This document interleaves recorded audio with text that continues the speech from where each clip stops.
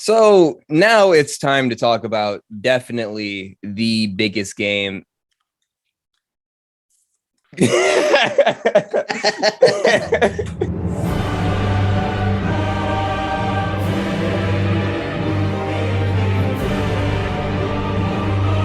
now it's time to talk about definitely the biggest game of the year. Biggest game that has come out and probably will come out for the next couple of years.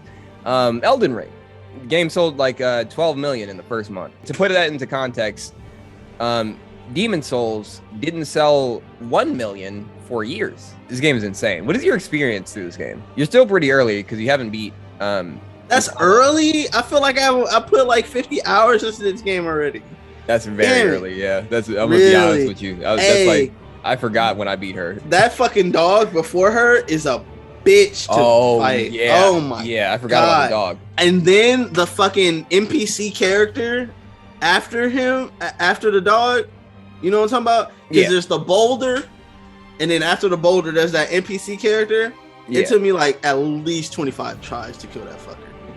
He was goddamn. He had a sword that did bleed damage. He was shredding me, bro. But yeah, crazy. I haven't beat the library lady. My problem is like I was getting fucked. I feel like I chose the wrong thing when I started. What did you choose? I was a samurai. I also chose a samurai. I feel like that wasn't a good thing to start as. Laudren's blood sword, but I have it a +7. Oh, okay. It's pretty upgraded.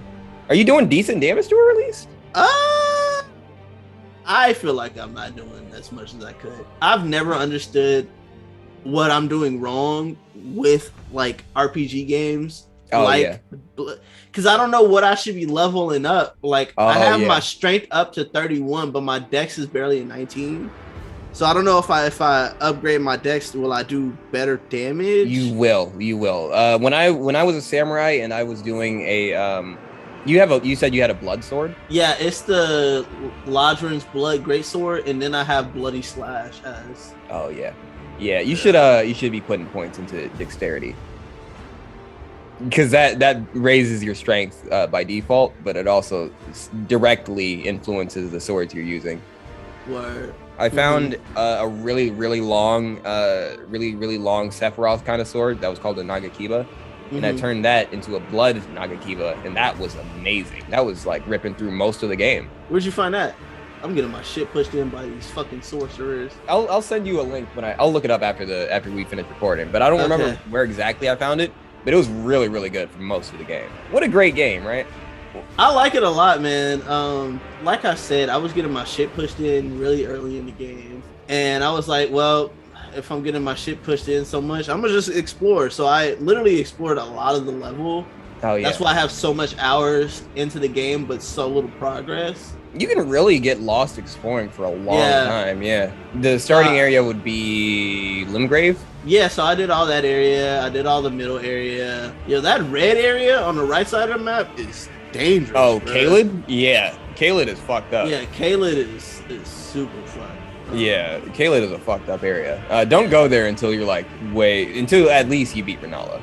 I've done a lot of exploring, but she is kicking my shit right now. Yeah. And then it broke my heart when you told me that I only unlock respect after her. Yeah. She's literally the person that gives you the respect. Fuck, dude. You've been exploring a lot though. It's that's one of my favorite things about this game is that it's so explorative. Like you can just go in any direction. And you can also miss so much even when you go back to areas you've been to before. So I explored the fuck out of that castle area. Stormvale Castle? Yeah, Stormvale. Yeah. So I went through there and I was like, oh, what the fuck? There's a giant worm down here. Oh, yeah. And I fought that shit. Everybody is going to have their own experience with Elden Ring that's like completely unique to them. This is a spoiler boss, actually, so I won't say it. I spent 13 hours. The optional one? Yeah, the optional boss. Yeah, that's fucking ridiculous. Yeah, I spent 13 hours on that boss. And I talked to someone at work. He said he beat her in 4 tries. What? He said he beat her in 4 tries. Imagine how much of a bitch I felt like. Oh my god! I watched a little mini doc about this guy who he's on PC and he goes into other people's games purely to help beat her. Let me solo her? Yeah. And I thought that was really cool. I'm definitely going to end up trying to beat it for sure. I feel like it's a rite of passage with this game.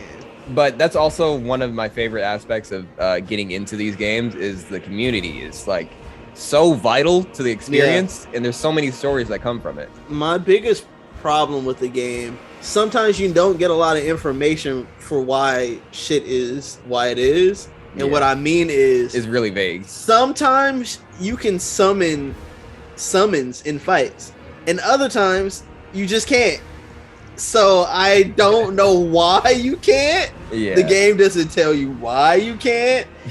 Like, I feel like if you're not in a boss fight and you're in any area, you should do summons, but you can't always do that. It's very vague with how it wants to like tell you information about like how to even play the game and how to get around and shit. That heavily influences like why the community is so fucking important. Imagine playing this game pre-internet. Imagine imagine how much progress you would make. It's not possible. You would need to buy a fucking Game Informer. A guide. Literally a guide to beat this fucking game. It's insane because without any help, like you're just aimless. You just don't know where to find anything. You're just wandering. And for a while I was playing like that, but then I was like, I wonder where to go though. Who is your favorite boss? It could be early, later. I would say probably Radahn. Radahn is a really, really cool fight. I beat him, and then they nerfed him, and then they made him as strong as he was before again.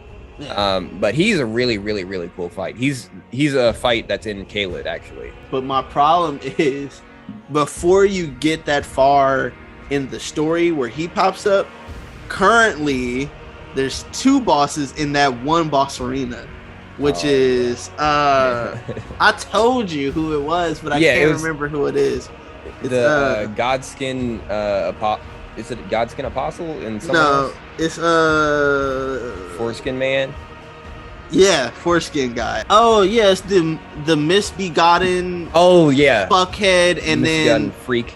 And then the other that Metal Knight bitch. I mean, I think all the dual fights were pretty unbalanced in all the Dark Souls, the Soulsborne series. It feels like it's meant to be just intentionally frustrating. I think. Are you gonna go back through the entire series now that you've played this one? I feel like I will. Like you don't have to play DS2. DS2. I've heard that. Yeah, I was gonna skip DS2. You should definitely play Dark Souls 1. I love that game a lot. I haven't beaten it. The closest game I've beaten FromSoft wise is Sekiro. I'm on the last boss fight and I just haven't finished it. Yeah, I need to get back to that one too. I really liked Sekiro, and I put it down because I was like, I hit a wall. I just hit a wall so hard, and that game fucked up. Yeah, I feel like it's just every FromSoft. It's like you hit a wall and it's like, do I really want to punish myself to get past this? Yeah, or I could just put this shit down. And I'm currently at that point right now with the Librarian. The main defensive option is parrying. And I hadn't played any of the Souls games before. I didn't have any experience with like how their combat worked really. But now with more experience, I feel like I can do it a lot easier, or I can at least understand it a lot better. The bull is bullshit. But the bull was was fucking bullshit. I hated that bull is the worst actually. I feel like. Would you agree with me that Dark Souls is all right? Would you agree with me that Dark Souls is probably the most influential game that has come out since that came out? Absolutely. Like, one, it's influenced so many other games, and also it's led to this point, which will now hopefully influence a lot of open world games going forward. From Software is going crazy with their discography. Man, dropping classic after classic, ain't it crazy? But Elden Ring, game of the year so far. Lee's favorite enemy in Elden Ring, not boss, just enemy. You know what? I know exactly who it is. You know how when you go into a dungeon, there's those little gargoyles with the knives. Oh, and they poison you? They bleed you. They jump you, hit you a couple times, bleed damage. It stacks too, so you just bleed out immediately. I would say my least favorite and favorite are the little Smurfs that do the same thing. They just bleed you. I love those characters. They're so funny. I don't know how to defeat the Iron Maidens though.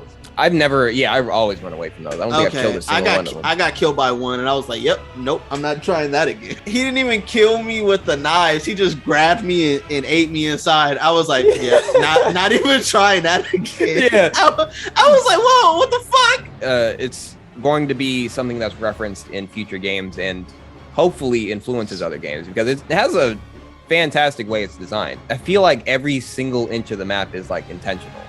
Yeah. Every little curve, every like corner you can go around, every single part of it is made for a reason. You really realize how important that is after playing other open world games where you run to the corner of a map and just there's nothing there. There's nothing of importance there. Mm-hmm. You kind of a lot of the map of a lot of open world games are there for just size and size only and not for any other reason. Mm-hmm. And I feel like every part of Elden Ring is used purposely. I actually saw a video this week, a few days ago, of somewhere I've been, and the dude just walked off of the platform and dropped to another platform that was there that I never saw. Of course. Found a couple of items that were there that I had never even seen before. I died. Damn. Were you fighting a boss? Yeah, with the magma worm maker. Oh yeah.